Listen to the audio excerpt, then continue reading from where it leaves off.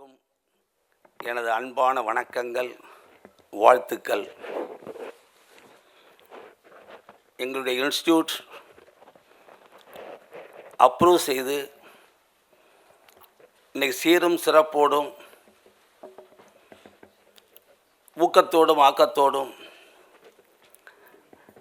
நடக்கிற இந்த இன்ஸ்டியூட்டுக்கு மூல காரணமே அழகப்பா யூனிவர்சிட்டியின் சிண்டிகேட் மெம்பராக இருந்து வரும்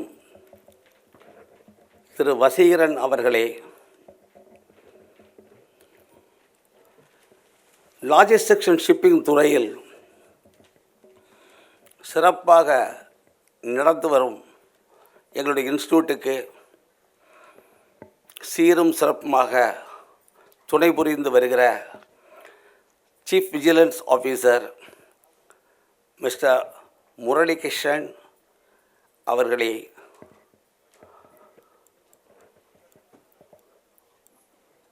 எங்களுடைய இன்ஸ்டியூட்டிற்கு ப்ராக்டிக்கல் ட்ரைனிங் கப்பலிலும் ஹார்பரிலும் தொடர்ந்து நடத்தி மாணவர்களுக்கு உதவியாக இருக்கின்ற கேணியாகவும் தோணியாகவும் ஏணியாகவும் இருக்கின்ற டிராஃபிக் மேனேஜர் திரு கிருபானந்தசாமி ஐயா அவர்களே,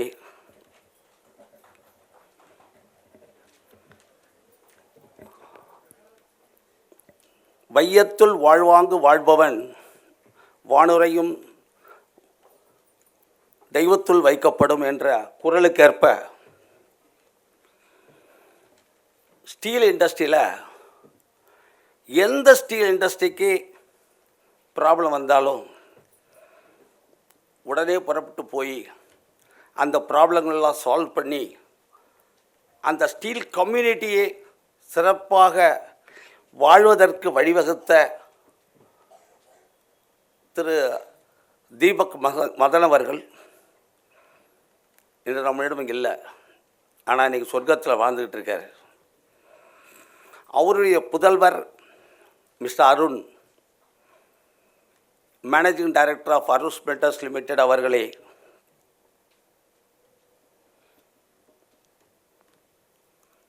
faculty is the key to success of every institute. மதிப்பெண்களை மட்டும் வாங்கினால் போதாது, மதிப்பாகவும் வாழ வேண்டும் என்று கற்றுக் கொடுத்த எங்களது ஃபேக்கல்டிஸ் அவர்களே, பெருமைமிகு பெற்றோர்களே,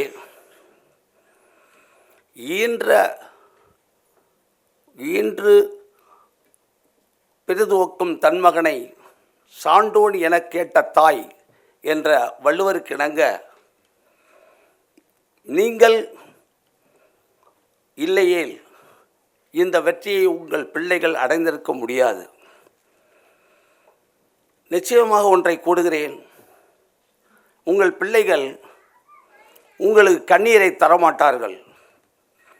நிச்சயமாக அவர்கள் இளநீரைத்தான் தருவார்கள் என்று நம்பிக்கையோடு உறுதியளிக்கிறேன். மேலும் ஸ்டாஃப் அண்ட் மேனேஜ்மெண்ட் ஆஃப் கில் நிறுவனத்தின் ஊழியர்களும் ட்ரஸ்டீஸ் எல்லோரையும் வருக வருக என்று வரவேற்கிறேன். எண்ணிய முடிதல் வேண்டும், நல்லென எல்லாம் வேண்டும், திண்ணிய நெஞ்சம் வேண்டும், தெளிந்த நல் அறிவு வேண்டும். இது பாரதியாருடைய கூற்று. பாரதியார் கூற்றின்படி தெளிந்த அறிவோடு எதை படித்தால் சாதிக்கலாம் என்று தேர்ந்தெடுத்து படித்து அதில் சாதித்திருக்கிற மாணவர்களை இன்று வரவேற்பதில் அகமகிழ்கிறேன். லாஜிஸ்டிக்ஸ் 1-2 வார்த்தைகள் அதை பற்றி உங்களிடம் கூற கடமைப்பட்டிருக்கிறேன். Logistics is the backbone of any nation. Without logistics, world come to a standstill. இன்றைக்கி உதாரணத்தை பார்த்தீங்கன்னா, நம்முடைய ஈரான் போர் நடந்துகிட்டு இருக்கு. எல்லோரும் உட்காந்துருக்காங்க, உள்ள எல்லோரும் டிஸ்கஸ் பண்ணிக்கிட்டு இருக்காங்க.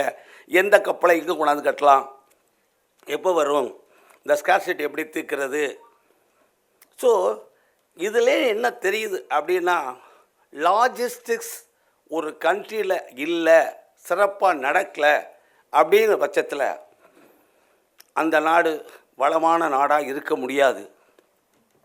தனி மனித வாழ்க்கைக்கும் இந்த லாஜிஸ்டிக்ஸ் தேவை. அதாவது ஸ்ட்ரைக்குன்னு சொல்லிட்டான்னா, இங்குள்ள தாய்மார்கள்லாம் எல்லாருமே கிடுக்கிட்டுன்னு ஓடி போய் ஒரு வாரத்துக்குள்ளே அந்த கேஸு எல்லாம் என்னென்ன வேணுமோ மளிகை ஜாமான் எல்லாத்தையும் கொண்டாந்து ஃப்ரிட்ஜில் டொப்பிடுவாங்க. காரணம் லாஜிஸ்டிக்ஸ் இல்லாமல் போயிடுச்சுன்னா ஒரு நாளைக்கு கூட வாழ முடியாது. வர்ற பால் வராது, பேப்பர்ஸ் வராது. இதுக்கெல்லாம் மூல காரணம் லாஜிஸ்டிக்ஸ் தான். Central government is concentrating more on logistics. ரொம்ப பேருக்கு தெரியறதில்லை. Logistics is revolutionizing in India. PM's national policy, national logistics policy, Gati Shakti, Sagarmala, Bharatmala, development of 6 mega ports, including Vizhinjam International Seaport, 35 multimodal transport parks, இதெல்லாம் இன்றைக்கி developments, நிறைய developments இந்தியாவில் ஆகிட்டுருக்கு. இன் 2047 நம்ம shipping minister சொன்னது மாதிரி நிச்சயமாக அவர் country will be in the 10th position in the development of ports. ஆமே கரெக்ட் சார்? நிச்சயமாக இந்த போர்ட் டெவலப்மெண்ட், இம்போர்ட் எக்ஸ்போர்ட் எங்கே நடக்குதோ அந்த கண்ட்ரி மிகவும் சிறப்பாக இருக்கும், வளமாக இருக்கும். நம்ம கண்ட்ரி எடுத்துக்கிட்டிங்கன்னா, இன்னைக்கு India is 3rd economy in the world. In 2030 our country will become 2nd இந்த world economy. We are leading other nations. We are leading other nations. Every day our country is improving digitally, imports, exports, shipbuilding, எல்லாத்துலேயுமே நம்ம உயர்ந்து போயிட்டே இருக்கோம். இதெல்லாம் எதுக்கு நான் சொல்கிறேன் அப்படின்னு கேட்டிங்கன்னா, இன்றைக்கி 50 லட்சம் 50 lakhs jobs are available in India. இந்த ப்ராப்ளம் என்னன்னு கேட்டிங்கன்னா, but the personnel, skilled personnel, trained and talented personnel is a scarcity. எங்களுடைய இன்ஸ்டியூட்டோட நோக்கமே பணம் சம்பாதிக்கிறது இல்லை. எங்களுடைய நோக்கம் மாணவர்களை லாஜிஸ்டிக்ஸ் துறையில் உருவாக்கணும். அப்போ தான் இந்தியா நல்ல வல்லரசாக மாறும், அப்துல் கலாம் ஆசைப்பட்ட மாதிரி. ஸோ அதுதான் எங்களுடைய ஆசை. அதைத்தான் நிறைவேற்றிக்கிட்டு இருக்கோம். எங்கள் ஸ்டூடெண்ட்ஸ்லாம் கேட்டு பாருங்கள், எப்படி பாடம் நடத்துகிறோம், என்ன மாதிரி ஒரு மோட்டிவேஷன் கொடுக்குறோம் அப்படின்றதெல்லாம் நீங்கள் கேட்டு பார்த்தீங்கன்னா அவங்கெல்லாம் சொல்லுவாங்க. எந்த அளவில் சிறப்பாக நாங்கள் நிர்வகிக்கிறோன்றது அவங்களுக்கு நல்லா தெரியும். மேலும் ஒரு சின்ன விஷயத்தை சொல்லிக்கிறேன். அதாவது அப்துல் கலாம் கனவு காணுங்கள்னாரு. Dream to mission, mission to reality. அதோட ஜூனியர் மார்ட்டின் லூதர் எனக்கும் ஒரு கனவு இருக்குது அப்படின்னாரு. என்ன கனவு? கருப்பின மக்களும் வெள்ளையின மக்களும் குழந்தைகள்லாம் ஒன்றா விளையாடணும், ஒன்றா காஃபி சாப்பிட்ணுன்ட்டு. அந்த கனவு நிறைவேறிடுச்சு. அதே மாதிரி இந்த மேடையில் இருக்கிற தலைவர்களுடைய ஆசையோட எங்களுக்கும் ஒரு கனவு இருக்குது. Our institute will be the best in India. Our institute will be one of the best globally. நிச்சயமாக இது நடக்கும், நிச்சயமாக நடக்கும். எண்ணியாங்கு ஏதுவ எண்ணியர் திண்ணியராக பெறீர். மேலும் ஒரு சின்ன விஷயத்தை மாணவர்களுக்கு சொல்கிறேன். இன்றைக்கி 140 கோடி 160 கோடி ஜனங்கள் ஃபேஸ்புக்கை பார்க்குறாங்க. அந்த ஃபேஸ்புக்கு நிறுவனர் யார் தெரியுமா? அந்த ஃபேஸ்புக்குடைய நிறுவனர் பர்கர், மார்க் பர்கர். அவருக்கு மென்டாராக இருந்தவர் யாருன்னு பார்த்தீங்கன்னா ஸ்டீவ் ஜாப்ஸ், ஆப்பிள் நிறுவனத்தின் ஓனர். அதே மாதிரி பில்கேட்ஸ் இன்றைக்கி உலகத்திலேயே நம்பர் 1 பணக்காரராக இருக்கார். அவருக்கு யார் மென்டார் அப்படின்னு பார்த்தீங்கன்னா பர்கர் ஷேர் ஆத்வே. எதுக்காக இதை சொல்கிறேன்னா, நிச்சயமாக இன்றைக்கி டிகிரி பட்டத்தை வாங்கி முடிச்சுட்டு நீங்கள் வேலைக்கு போயிடுவீங்க. வேலைக்கு போய் நீங்கள் ஒரு தொழில் ஆரம்பிப்பீங்க.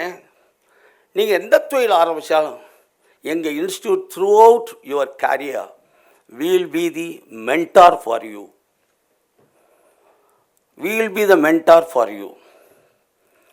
நீங்கள் வாழ்க்கையில் சிறக்கணும், முன்னுக்கு வரணும், நம்பிக்கையோடு இருக்கணும். நாங்கள் நிறைய கமிட்மெண்ட், அதாவது நிறைய மோட்டிவேஷன் உங்களுக்கு பண்ணிக்கிட்டே இருக்கோம். ஒரு சின்ன விஷயத்தை உங்களுக்கு சொல்லணும். அதாவது ஃப்ரான்ஸும் இங்கிலாண்டும் பல வருஷங்களாக சண்டை போட்டுக்கிட்டு இருந்தாங்க. ஆனால் எப்போவுமே ஃப்ரான்ஸ் தோற்றுரும். ஆனால் அந்த ஃப்ரான்ஸை தோற்கிறது ஒரே ஒரு 12 வயசு ஒரு பெண் குழந்தை, ஆடு மேய்க்கிறவ. அவளுக்கு பிடிக்கல. அவள் ஒரு அறைகோள் வெடுத்தா. என் தலைமை தாங்கி ஒரு படையை அனுப்புங்க, நான் ஜெயிக்கிறேன்னா. எல்லோரும் சிரித்தாங்க. எப்போவுமே புதுசாக ஒன்று சொன்னால், ஒரு புது ஐடியாவை சொன்னால் எல்லாம் சிரிக்க தான் செய்வாங்க. அதை நம்ம நிரூபித்ததுக்கப்புறம் தான், அப்படியா நல்ல ஐடியாவாக இருக்கேம்மா. 17 வயசாச்சு. அந்த பொண்ணு கிங் சார்லஸை மீட் பண்ணான். என்னுடைய தலைமையில் நீங்கள் படையை அனுப்புங்க, நிச்சயம் வெற்றி பெறுவேன்னா. 17 வயசில் கிங் சார்லஸ் ஒரு படையை அனுப்பினார். படையை அனுப்பின உடனே அவள் தலைமை தாங்கி ஒர்லியன்ஸ் அப்படின்ற ஒரு இடத்துல இங்கிலாண்டை தோற்கடிச்சா. இது சரித்திரம். நம்பிக்கையும் துணிவும் இருந்தால் யாரும் வெற்றி பெறலாம் அப்படின்றது தான் இதனுடைய முக்கிய கருத்து. வெள்ளத்தனையது மலர் நீட்டம் மாந்தற்கு உள்ளத்தனையது உயர்வு. நான் பல தடவை சொல்லியிருக்கிறேன். உள்ளம் எந்த அளவில் உங்களுக்கு உயர்வாக இருக்கோ அந்த அளவில் உங்களுடைய வாழ்க்கையும் சிறப்பாக இருக்கும். அதுதான் முக்கியம். நீ எதுவாக ஆக விரும்புகிறாயோ அதுவாகவே நீ ஆகுவாய். Jesus Christ. எண்ணங்கள் தான் உலகை ஆளுகின்றன. புத்தர். நெப்போலியன் ஹில் ஒன்று சொல்லியிருக்கார், what the mind believe and conceive, mind can conceive, mind can achieve. So வானத்தில் பறப்பதும் பூமியில் இருப்பதும் அவரவர் எண்ணங்களே என்று கண்ணதாசன் சொல்லியிருக்காரு. இவ்வளவு விஷயங்கள் எதுக்காக சொல்கிறோன்னு கேட்டிங்கன்னா, நம்பிக்கையும் தைரியமும் இருந்தால் நீங்கள் சிகரத்தை தொடலாம்ன்றது தான் சொல்கிறோம். இந்த பட்டம் வாங்கிறது அது மட்டும் போதாது, பண்போடு நடந்துக்கணும். பண்பு இல்லாத பட்டம் பிரயோஜனம் இல்லை. அந்த பண்புக்கு உதாரணம் சொல்லணுன்னா, நம்ம ஐயா இருக்கார் அழகப்பா, வள்ளல் அழகப்பா. 300 ஏக்கர் ஃப்ரீயாக கொடுத்து ஏழைகள் படிக்கணும் அப்படின்னு உதவி செஞ்சவர். மனிதன் என்பவன் தெய்வமாகலாம், வாரி வாரி வழங்கும் போது வள்ளலாகலாம் அப்படின்ற கண்ணதாசனுடைய பாடலை நீங்கள் கேட்டிருப்பீங்க. வாரி வாரி வழங்கி அவர் வள்ளலா இன்றைக்கி இருக்கிறார்.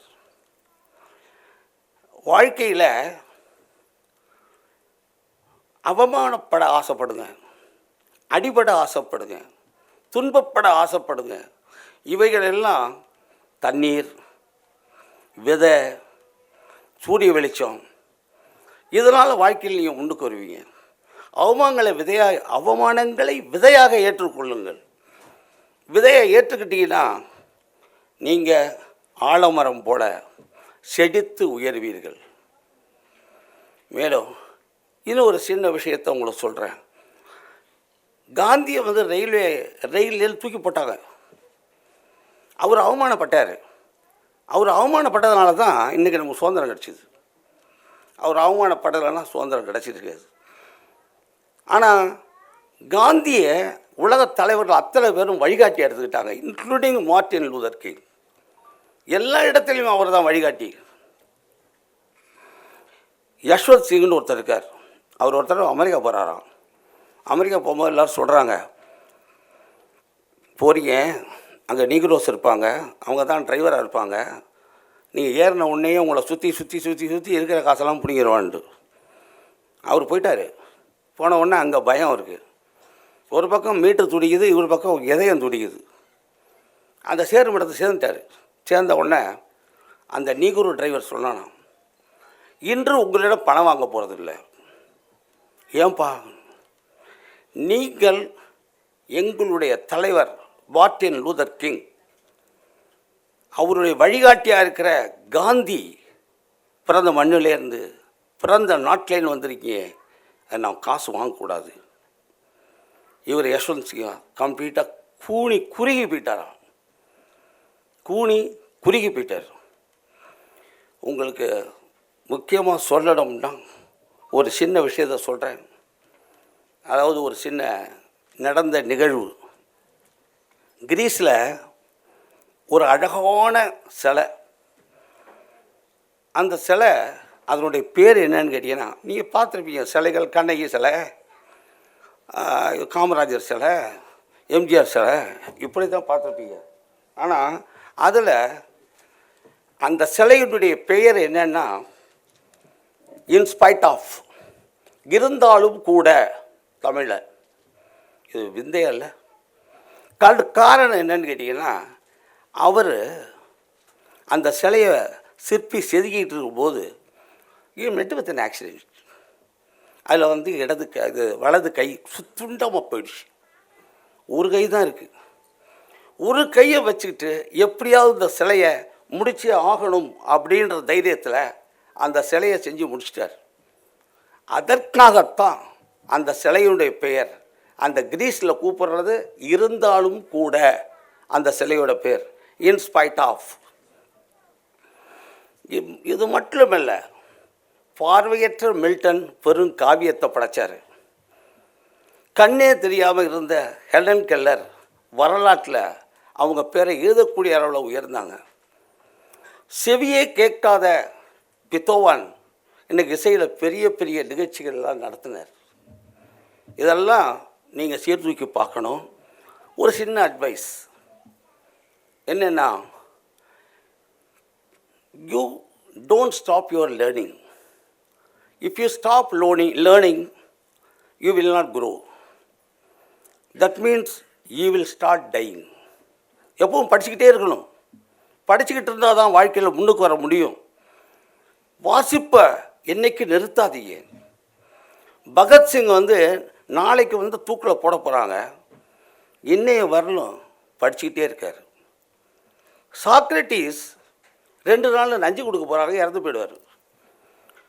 அவர் ஜெயிலில் இருக்கும்போது 4வது ரூம்லேருந்து ஒரு அழகான பாடல் தவழ்ந்து வருது. ஆஹா அப்படின்னு தேடி போகிறார். அவன்கிட்ட போய் கேட்குறார், இது பாடல் தெரியும் எனக்கு, ஆனால் பாட தெரியாது, எனக்கு கற்றுக் கொடுன்றார்.